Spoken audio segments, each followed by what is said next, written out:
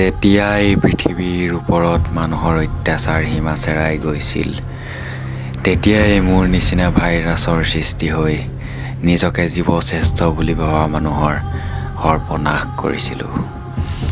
1920ৰ plague আৰু 2020ৰ মই। মোৰ নাম ক'ভিড-19 ওৰফে কৰোণা। মোৰ জন্ম হৈছিল ইউহান নামৰ এখন ধুনীয়া চহৰত। প্ৰথমতে মোক সকলোৱে সাধাৰণ বুলিয়ে ভাবিছিল, কিন্তু হিন্দীত এষাৰ কথা আছে নহয়, जो दिखता है वो होता नहीं और जो होता है वो कभी दिखता नहीं। ইটালী আমেৰিকাৰ নিচিনা ৰাষ্ট্ৰ এতিয়া মোৰ ভয়ত কম্পমান। নমস্কাৰ, ষ্টুডিঅ'ত মই আদিত্য। আপোনালোকলৈ লৈ আহিছোঁ মই এটা গুৰুত্বপূৰ্ণ খবৰ, যিটো খবৰ শুনিলে নিশ্চয় হ'ব আপুনিও আতংক। এতিয়া জানিবলৈ পোৱা গৈছে যে গোটেই দেশজুৰি কৰোণা নামৰ এটা ভাইৰাছে মানুহৰ মাজত আতংকৰ সৃষ্টি কৰিছে। বৈজ্ঞানিক মহলৰ পৰা খবৰ আহি পৰিছে যে এই মহামাৰীৰ উৎপত্তিস্থল চীনৰ ইউহান চহৰ। গতিকে ভাৰতৰ প্ৰত্যেকজন নাগৰিকক বচাবৰ বাবে, আপোনাক বচাবৰ বাবে দেশৰ প্ৰধানমন্ত্ৰী মোদী ডাঙৰীয়াই আজি ৰাতি 12 বজাৰ পৰা 21 দিনৰ বাবে গোটেই দেশতে লকডাউন অৰ্থাৎ তলাবন্ধ ঘোষণা কৰিছে। মোদী ডাঙৰীয়াৰ এই পদক্ষেপ সঁচাই প্ৰশংসনীয়। গতিকে প্ৰত্যেকজন নাগৰিকে এই ভাইৰাছটো ৰোধ কৰিবৰ বাবে এই ঘোষণা মানি চলি সকলোৱে ঘৰৰ পৰা বাহিৰলৈ ওলোৱাত বিৰত থাকে যেন।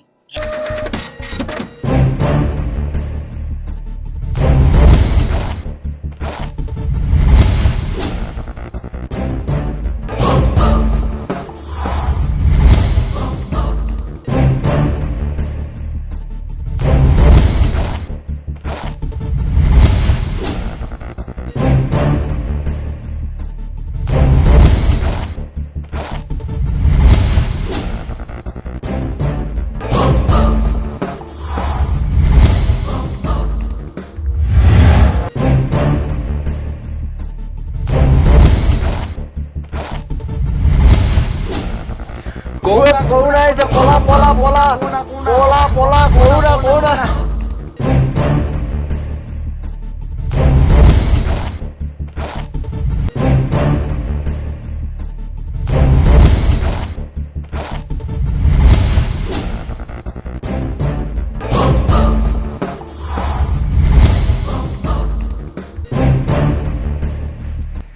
মই কৰোণা হয় কৰোণা। মই কি তোৰ কি মোলৈ ভয় লগা নাই নি?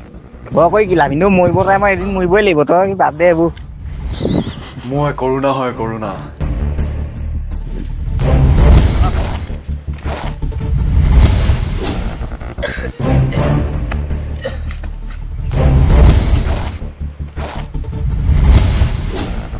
মই কৰোণা হয় কৰোণা।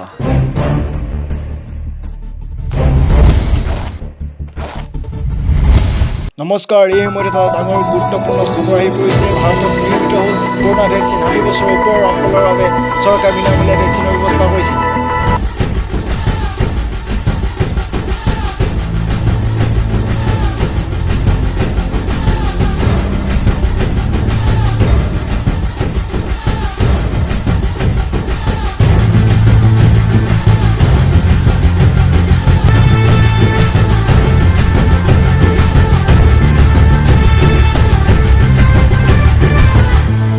এনেকুৱা এটা সময় আহি গৈছিল যেতিয়া পৃথিৱীৰ সকলোৱে মই শেষ হৈ যোৱাটো বিচাৰিছিল। মোৰ শক্তিও দিনক দিনে কমি যাবলৈ ধৰিছিল, কিন্তু এনে কিছুমান মানুহ আছিল যি মই সদায় থকাটো বিচাৰিছিল। গোকুল বৃন্দাবন কৃষ্ণ গোসাই। হে ভগৱান, আকৌ কৰোণাটো লৈ অহা মোৰ ঘৰৰ পৰীক্ষাটো পিছুৱাই দিয়া আৰু।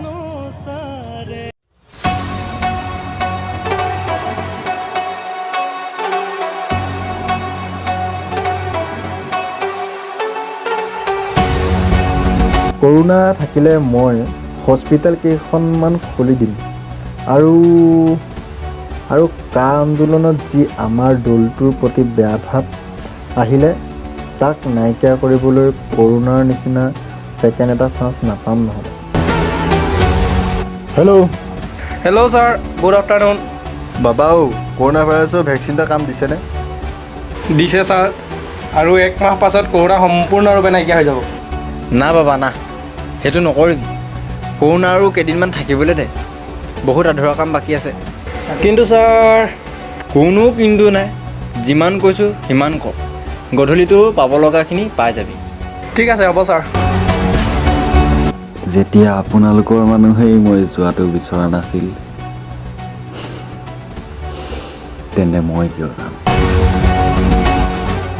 ঐ, কিন্তু তই এটা কথা কচোন, ইলেকশ্যনৰ সময়ত ইমান মিটিং হৈছিল, ইমান মানুহ গোট খাইছিল, তেতিয়া কিয় তই অহা নাছিলি?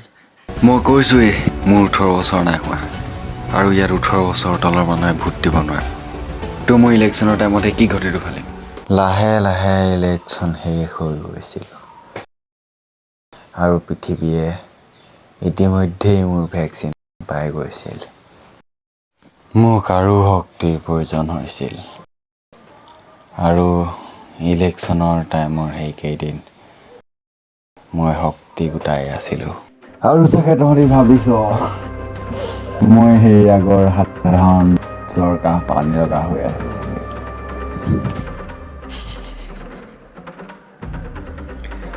ভুল ভাবিছ, সময়ৰ লগে লগে মানুহেই সলনি হৈ যায়।